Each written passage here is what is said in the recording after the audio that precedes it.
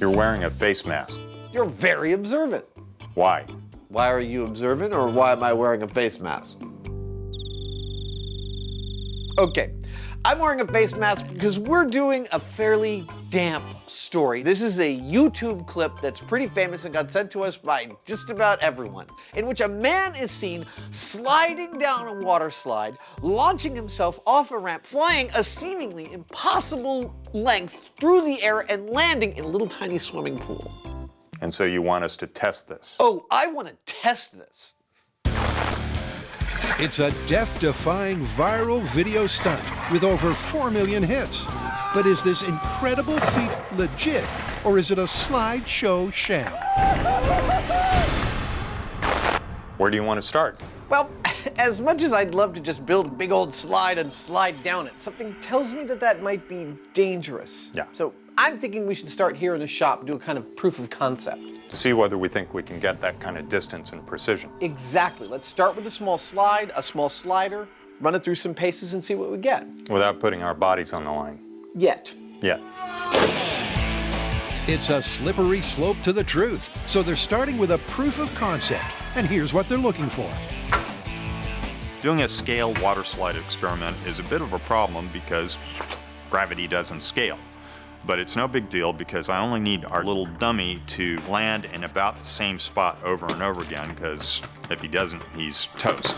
Secondly, based on our video, to scale, I need him to travel about 16 feet. 16 feet is the approximate X marks the spot for the kiddie pool. Mind if I take a quick look how he slides? Not at all. Knock yourself out. If we get those things, then this might actually be doable. Not that bad. But not close to leaping off of that and going 15 times his own height. No water. Yep, this is about to get a lot more slippery when wet. The blue-colored water helps the guys ensure that the whole slide is lubricated. And then Stunt Adam takes his first slip. Slip and slide, scale test. 3, 2, 1. Oh!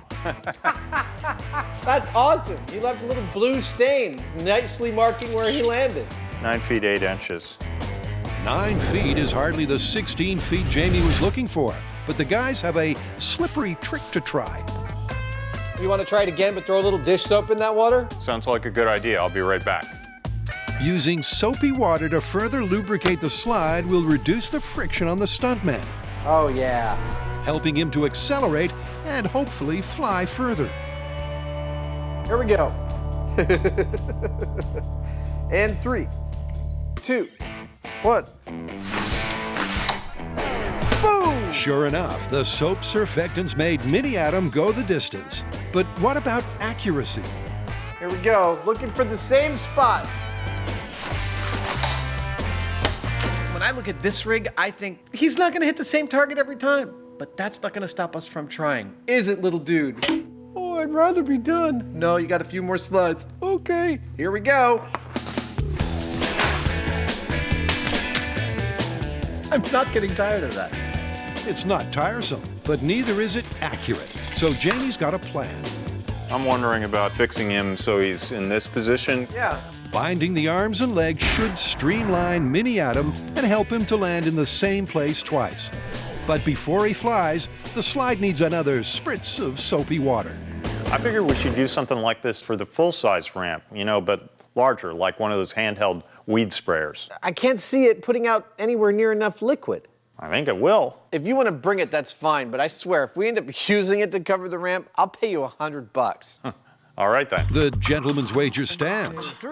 So the tiny slider is tossed down the slide Zupa! again and again. Woohoo! Boom! That actually was pretty close to the last one. It was. And he even landed feet first again. Both times? Yep. Nice. And soon enough, a pattern starts to emerge. Zupa! The more they send streamlined Adam down the slide, Getting pretty much in the same area. Go ahead and mark it again. I'm getting kind of excited. the more predictable his landings become. You know, Jamie, after all the weird crap we've rigged for commercials, I totally did not expect it to get so consistent. Yep, I got 3 in a row here within an inch of each other. Nice. Let's look at how our criteria stacks up. The first thing is that we need our little dummy to land in exactly the same spot. And all these landings are within a few inches. That works. Secondly, to match the video, we need him to come to about 16 feet. And we got landings between 13 and 19 feet, so this might actually work.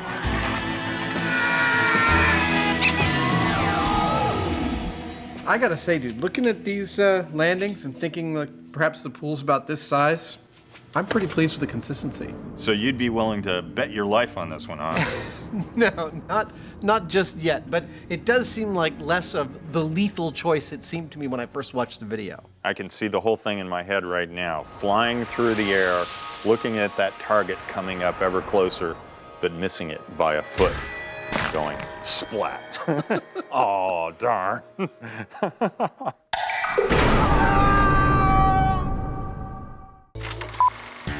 The MythBusters are finding out if this incredible slide is real or a flight of fancy. And after a proof of concept, it looks like this just might fly. I gotta say, I'm astonished that the small scale seems to show that this myth is not impossible. Well, then it's time to go full scale. I think it is. This is kind of dangerous, though, so the question is, are you willing to stake your life on hitting that pool? No, I am not, and that's why I've come up with, I think, the perfect plan. See, we don't have to do this myth on dry ground. We just need to hit a target in the shape of a pool. We could put that target on, follow me, a lake. Then, if we miss the target, we don't die. It's like a win-win. Excellent plan. But before they go big scale, they need to know exactly how big is. This myth really all comes down to the slide. How big is it? How long is it? What are its overall dimensions? So I'm gonna spend some time getting up close and personal with the video to try and extrapolate those dimensions. And after some very thorough extrapolating, I've got that it's 8 feet wide. I've extrapolated that from an earlier shot. Adam has the dimension data on our slide. It's approximately 200 feet long with a slope of 24 degrees and a ramp 12 feet high at an angle of 30 degrees. So they'll need to find a lake at the bottom of a large 24-degree hill. Well, how about this one? This has got to be the spot. It's beautiful. Get a little of that woozy feeling just looking at that. Yeah, we're going to get going pretty fast by the time we reach the bottom of this hill. Awesome. We're back at man-made quarry lake pit 232, which the careful viewer may remember from Dive to Survive. 3, 2, 1! Oh, yeah.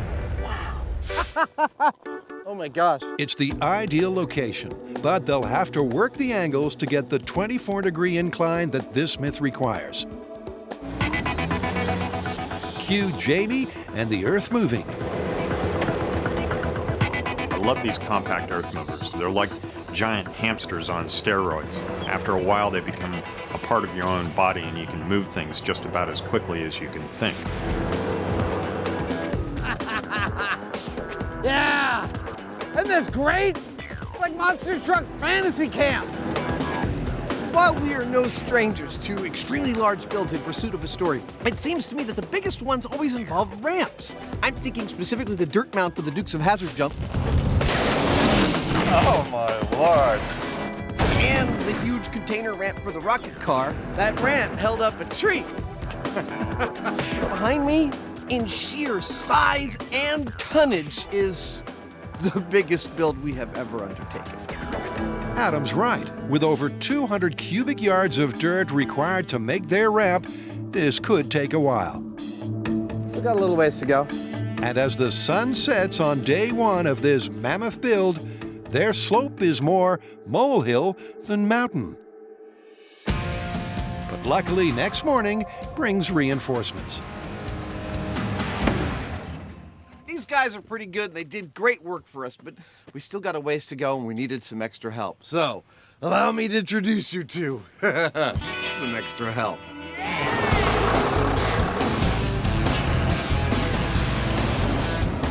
That's how it's done. That was quick. Sometimes you need the right tool. Yep, in 5 minutes, the massive earth mover has completed what it took them a whole day yesterday to do. So the guys get to work on their ramp. First, Jamie puts a new slant on Danger as he tamps down any loose earth. You'll notice I'm only going up and down the ramp with the bucket first because I'm worried that if I went the other way, I might flip over backwards. While Adam works the planks, building the takeoff ramp. What are we doing?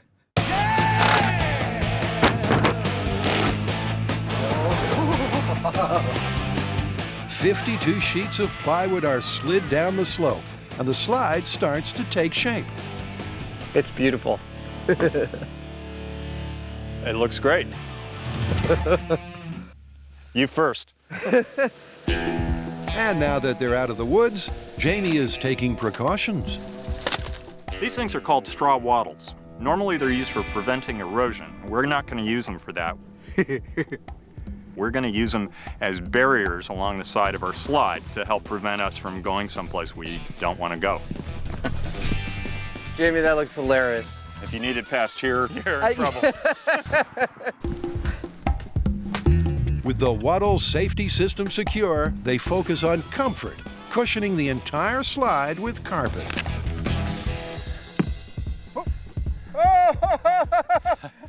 Oh.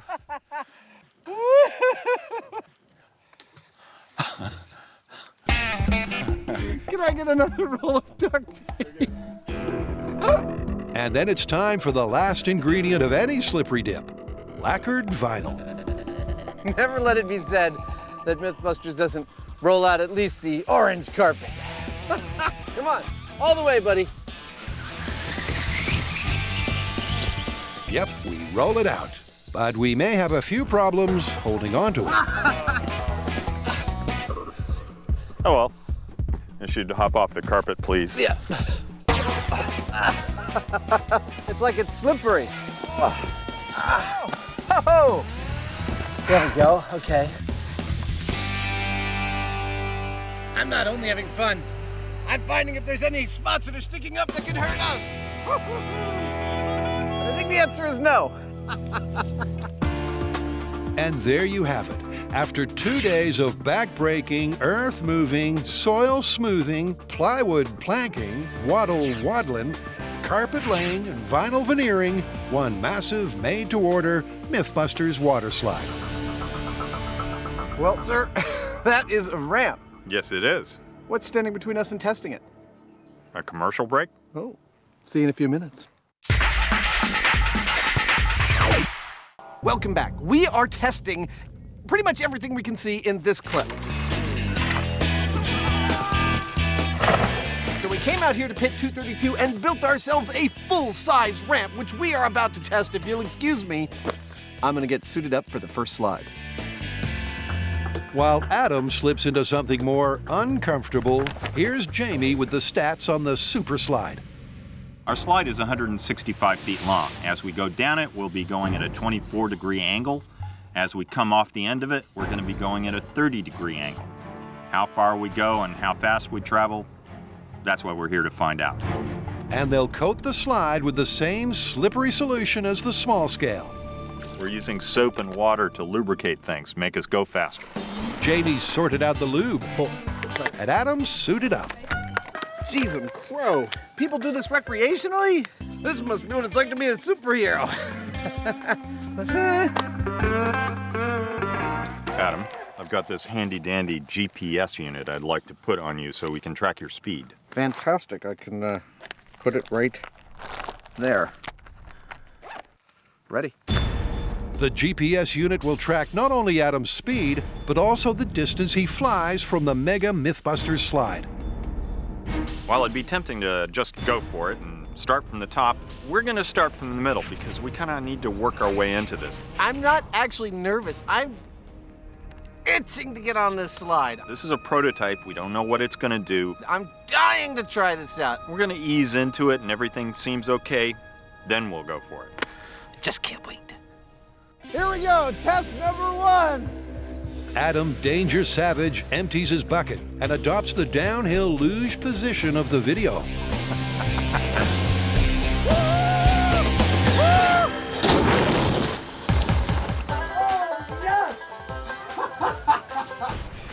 I'm okay. Not very far. That undignified dismount wasn't quite the slide Adam expected. With only half a slope to build momentum, he peaked at 15 miles per hour and traveled a measly 4 feet. You barely made it off the end of the ramp. I don't know what happened. I was good and slippery, and the track did a great job of keeping me on the track. But yeah, I landed about 4 feet away.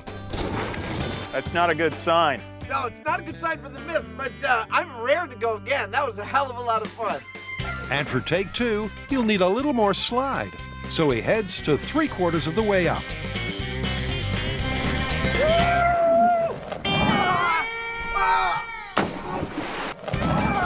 The landing may have been a little hard on his derriere, but at least Adam got air. Oh, wow. But there was one frothy problem. By the time I hit the ramp, so much water had sprayed into my face from the overly wet ramp that I couldn't see a thing. I hit the ramp blind. I did everything wrong. But I landed okay. Coach, I'm ready to go in for another run. Will you send me in? Okay, but to be safe for this run, they ditch the bucket and give the slide a more even spray from top to bottom. Good luck, buddy. Here we go.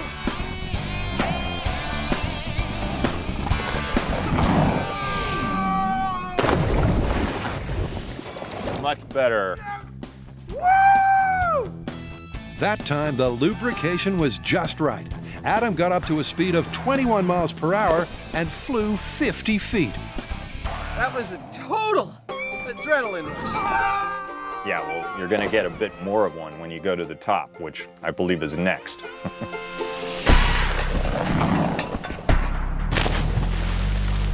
If you remember, I told Jamie that I thought the sprayers were a stupid idea, and I was so sure we weren't going to use them to grease the ramp that I told him that if we did use them, I'd pay him $100. I hope he forgets. I doubt it, Adam. The Hyneman never forgets. With the safety sorted out, the guys can concentrate on this myth. There are 2 parts to the super slide: accuracy and distance. So first, they're taking on Distance. By our best calculations, the slider in the video flies approximately 115 feet. Do I have 115 feet of travel in my future? Honestly, I don't think so. Okay, I'm ready to go from the top. It should be all downhill from here. Yeah, well, break a leg. Here we go. But will a slide from the very top be enough to launch Adam the same distance as the video stunt slider? 3, 2, 1. Oh, it doesn't take much. Here we go. Whoa!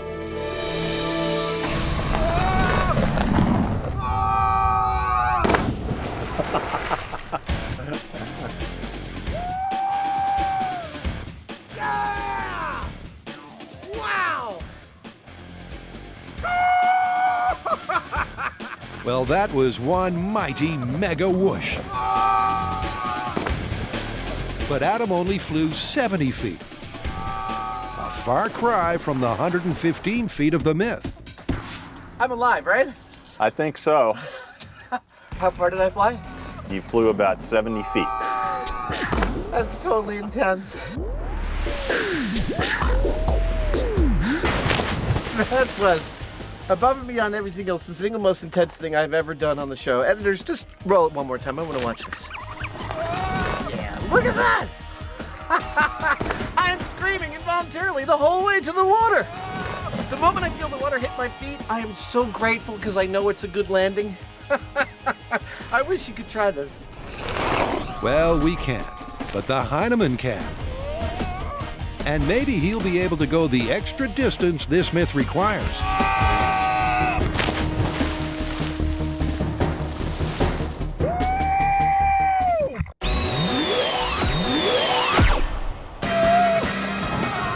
Is it a bird? Is it a plane? No, it's Adam Danger Savage trying to recreate this. But now it's time to call in the heavies. So why do I have to go down the slide when Adam already has? Good to go. Well, you don't think I'm gonna pass something like this up, do you? I mean, look at it. And besides, who knows, I might go further. It isn't a case of anything Adam can do, Jamie can do better. Just relax and clench your butt. That worked for me so well. It's about mass. Jamie is slightly heavier than Adam, and that could give him an edge when it comes to flight distance. Does you wonder what's going through Jamie's head right now? Keep my core tight. Relax. It's probably not. It's probably more like, wonder how to reassemble the rack on my truck. Maybe some quarter 20 bolts. Oh, it's time to go? Okay, here we go. So, Adam, this whole thing seems kind of fun, but it's also terrifying. Maybe it's terrifyingly fun? What do you think? I had exactly the same assessment of the thing. Tell me what you feel like after the fly. I guess it's now or never. Here we go. Jamie starts at the safety distance, 3/4 of the way up.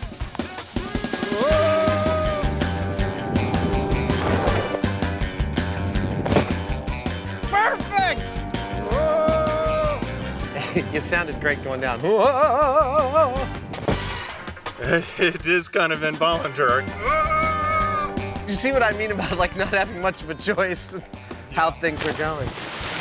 I didn't keep my legs quite as spread as you were, which was part of the reason I came off just a hair sideways. Yeah. That's kind of painful coming down. If you're not centered, that's a lot of hit. Yeah, when I landed on my butt, I'm still sore from that. With Jamie's safety run complete, he heads for the top. Just look at this thing. I mean, who gets to do this? This is fun. Fun, but will he be able to fly the full 115 feet of the Myth? From the top, 3, 2, 1.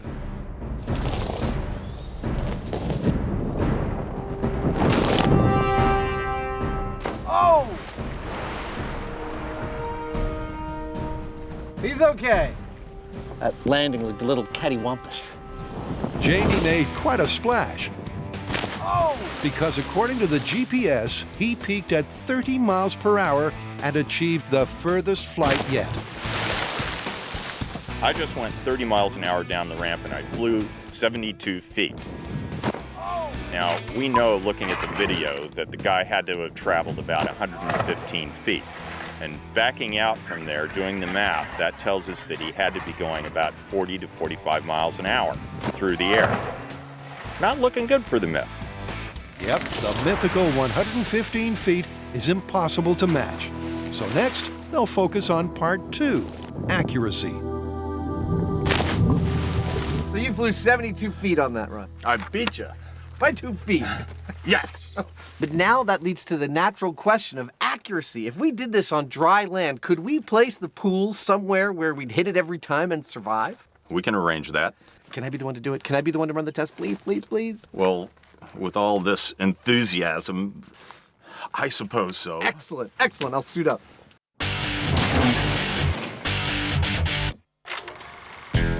Water slides, they're wet and wild fun.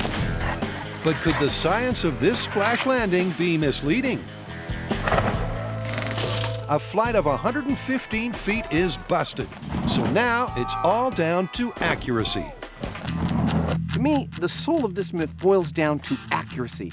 Is the slider going to hit the same location repeatedly, and thus can they place a pool in the middle of a grassy field and hit it, thus saving their lives? How do we test the accuracy on the water? How do we draw an X on something that moves like water? We do it with this camera right here.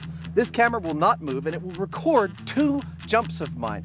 We'll be marking those jumps on the monitor of the camera, hoping that they're pretty much right on top of each other. If 2 jumps are on top of each other, I will feel safe enough to put a pool right there and hope that I hit it in the middle. Well, without further ado, Good luck, Adam. Thank you, sir. See you at the bottom. Adam hits the slope to zero in on his landing. All right, right, this is for real. Here I go. 3, 2, 1.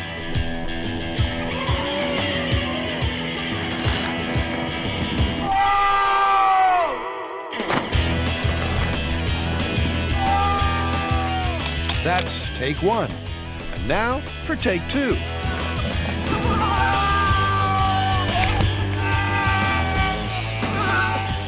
Surprisingly, it looks like a slider does strike the same place twice. Well, almost. So those runs were great. They were both within a couple feet of each other. Really? Yeah, Well, let's put out a 10-foot diameter target and see if I can hit it. I think that's it. Wow, I did not expect that. So far, the accuracy is looking pretty good because both of Adam's runs landed within a couple of feet of each other. Now, as icing on the cake, what we need to do is make a ring that represents the edge of a kiddie pool and put that out there. And if Adam lands in the middle of it, we're golden. Obviously, putting a kiddie pool on a lake is a pipe dream. So instead, Jamie's got a flexi solution. Okay, so from everything we've done so far, we've calculated that we're hitting a spot that's pretty much in the center of that circle behind me. But here's how I want you to think about this.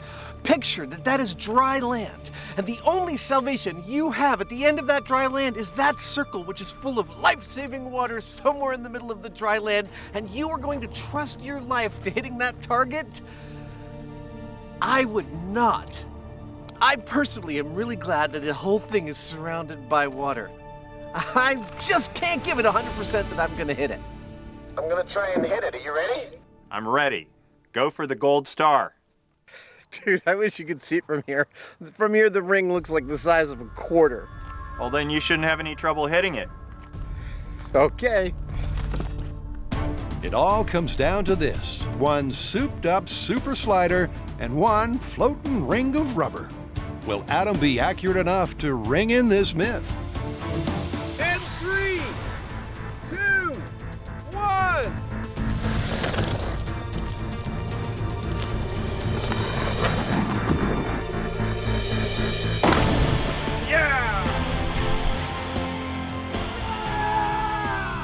That was a perfect splash landing.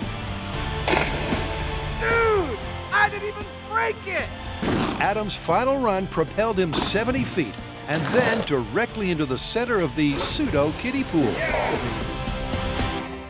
I don't think this is really gonna take off as an amusement park ride, though. It's a little intense for the kids. Well done. Thank you.